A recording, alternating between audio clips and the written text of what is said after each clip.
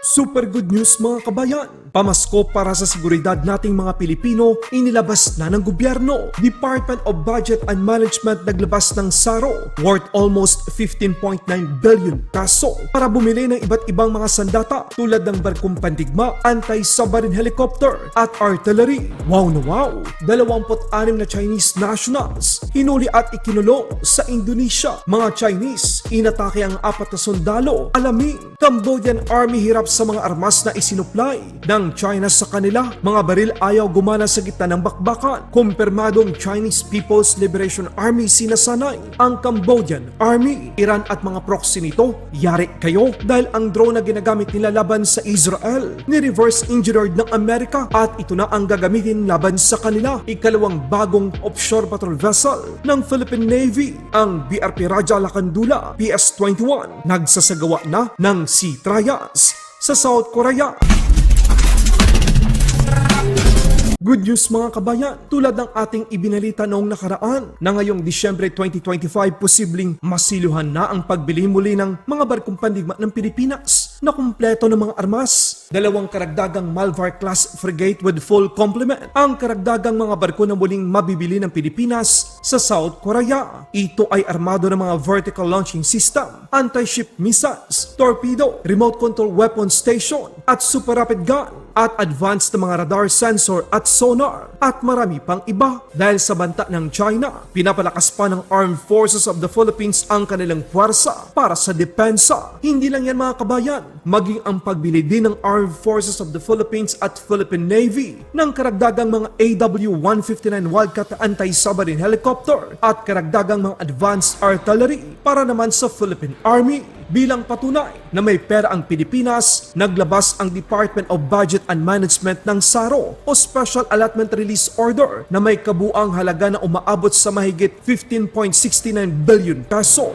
Nitong ika-18 ng Disyembre taong kasalukuyan sa Department of National Defense para makover ang pondong kinakailangan para sa implementasyon ng iba't ibang modernisasyong proyekto sa ilalim ng Revised Armed Forces of the Philippines Modernization Program. Ito ay patunay na mas pinapalakas pa ng gobyerno ang Armed Forces of the Philippines Modernization Program. Sa ibang balita naman, 26 na mga Chinese nationals ang inaresto at nakakulong ngayon sa Indonesia. Ito ay matapos atakihin ang mga sundalo ng Indonesian Army habang nagsasagawa ito ng military training exercise sa Ketapang, West Kalimantan. Ang mga Chinese ay naroroon sa lugar dahil sa mga pagmimina. Ang isa sa mga dahilan ay ang hindi otorisadong pagpalipad ng mga drone ng 4 na mga Chinese sa area. Nang tinatanong sila ng mga sundalo, 11 pang mga Chinese nationals ang biglang nagpakita at inatake ang 4 na mga Indonesian Combat Engineering Battalion noong ika-14 ng Disyembre. Wala namang nasugatan o nasaktan sa insidente pero nagdulot naman ito ng pagkasira sa isang sasakyan at isang motor na pag-aari ng minahan.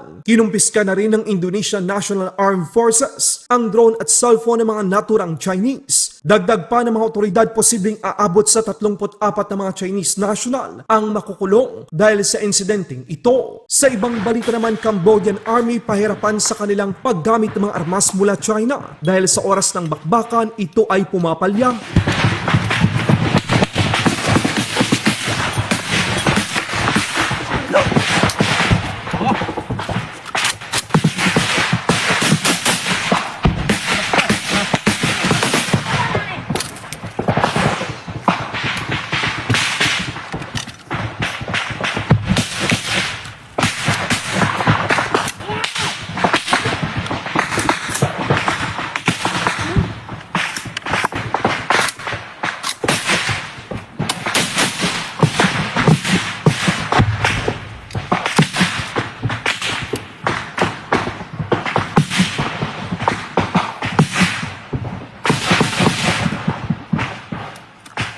Sa isang video naman, Cambodian Army kumpirmadong sinasanay ng mga sundalo ng China.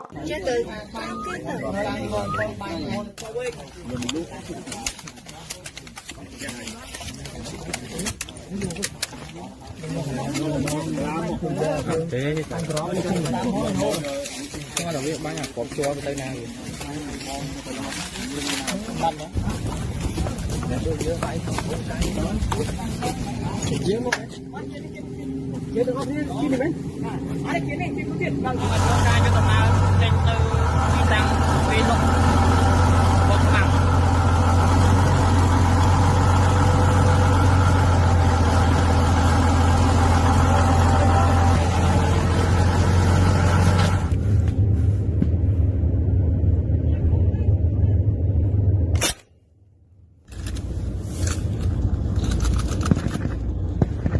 Stay ha.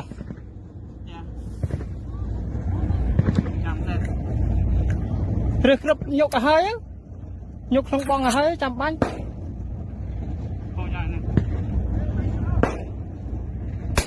Chào ai bạn phát tay.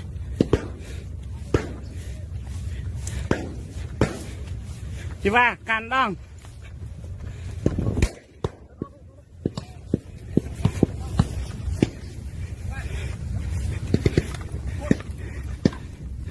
Amerika, ipinakita naman ang kanilang ni-reverse engineered na one-way attack drone ng Iran. Ito na ngayon ang magiging alas ng Amerika dahil mabilis gawin, mura at kaya nitong ilunsad sa kanilang mga barkong pandigma. Akala ng Iran, sila lang ang marunong. Yari kayo ngayon kay Uncle Sam. Sa ibang balita naman, BRP Raja Kalakandula PS-21, isa sa mga offshore patrol vessel ng Pilipinas, nagsasagawa ng sea trial sa South Korea. Ito na ang ikalawang offshore patrol vessel sa 6 na inorder ng Philippine Navy sa South Korean shipbuilder. Ito ay armado ng main gun, remote control weapon station, maging mga missile at sonar.